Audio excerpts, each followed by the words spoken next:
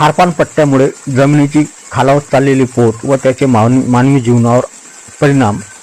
बुलढाणा जिल्ह्यातील 1,20,000 हेक्टर जमिनीवर जवळपास खारपान पट्ट्याचा प्रभाव आहे आणि याच्यामुळे जवळपास 50,000 शेतकरी कुटुंब म्हणजे जवळपास 1.5 लाख लोक यापासून प्रभावित आहेत.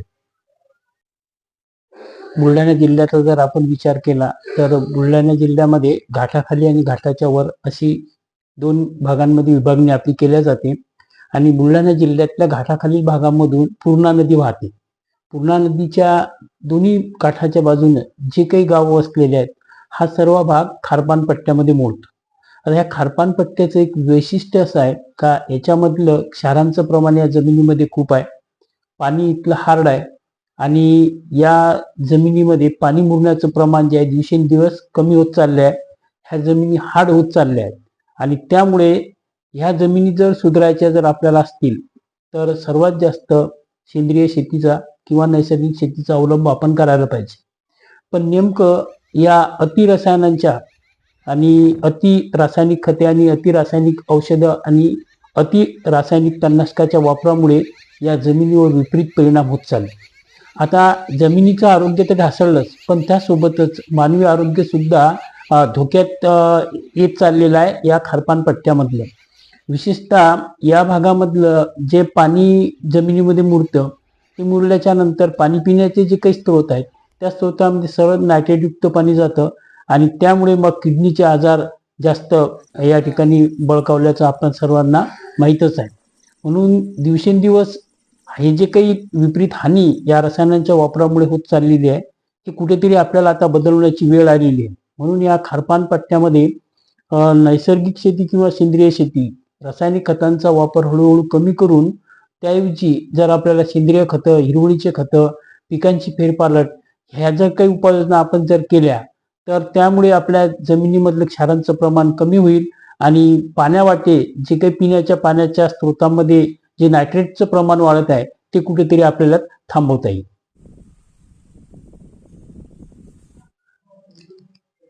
शेतकऱ्याच्या पिकांच्या आपल्या उत्पादनासाठी जर सर्वात महत्त्वाचा घटक जर आपण पाहिला तर तो माती आहे.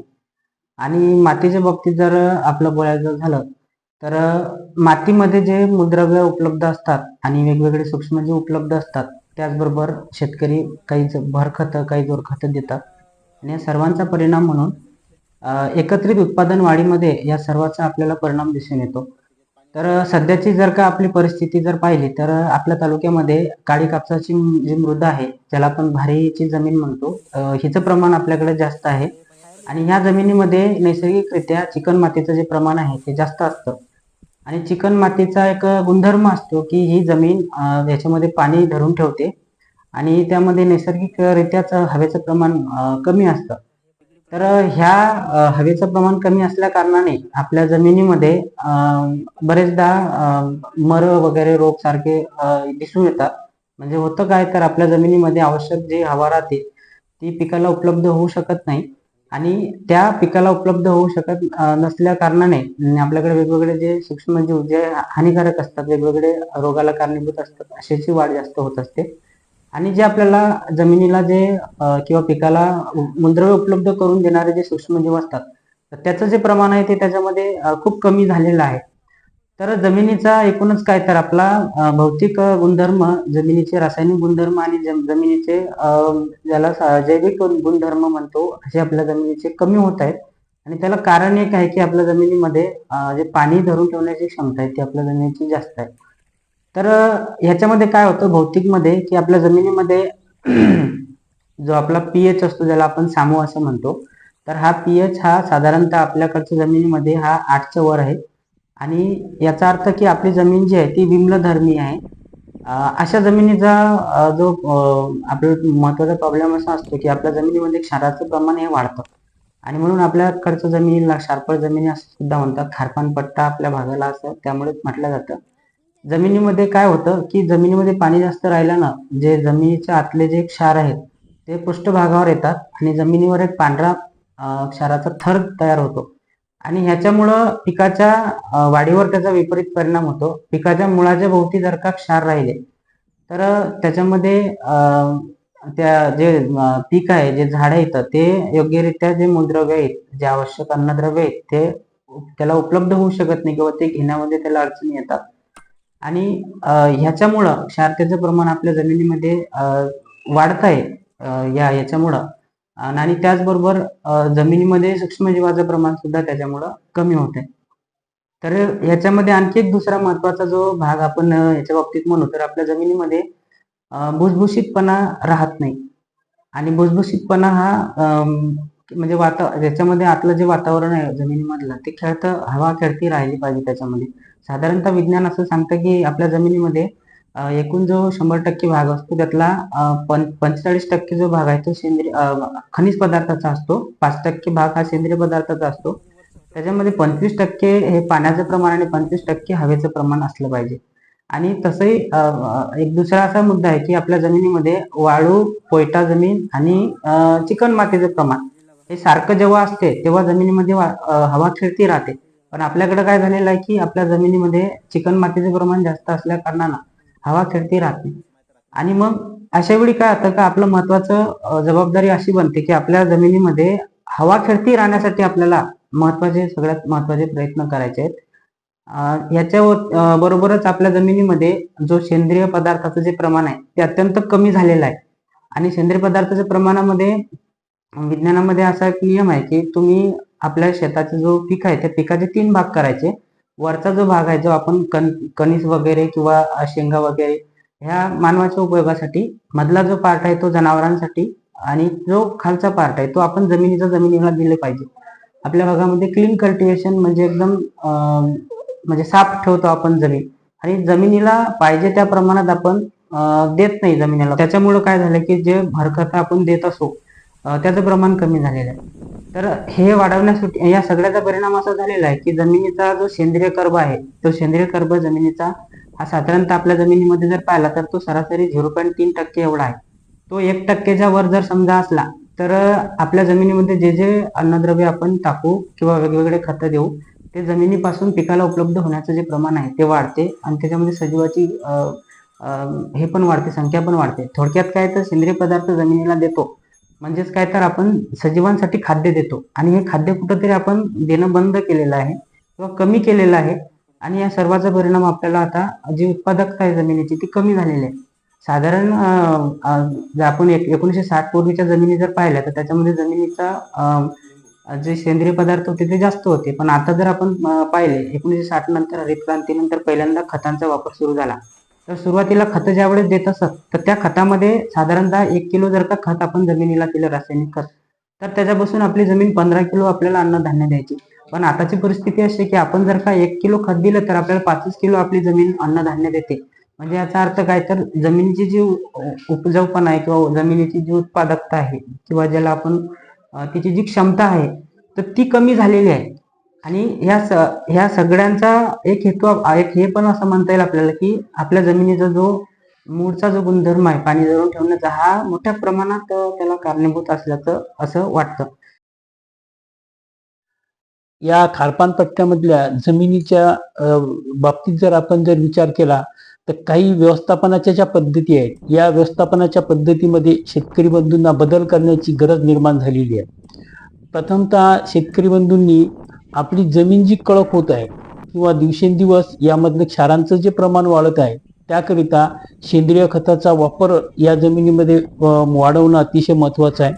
त्यासोबतच आपल्या जमिनीच्या खाली एक जवळपास 1.5 ते 2 फुटावर एक हार्ड पॅन तयार झालेला आहे.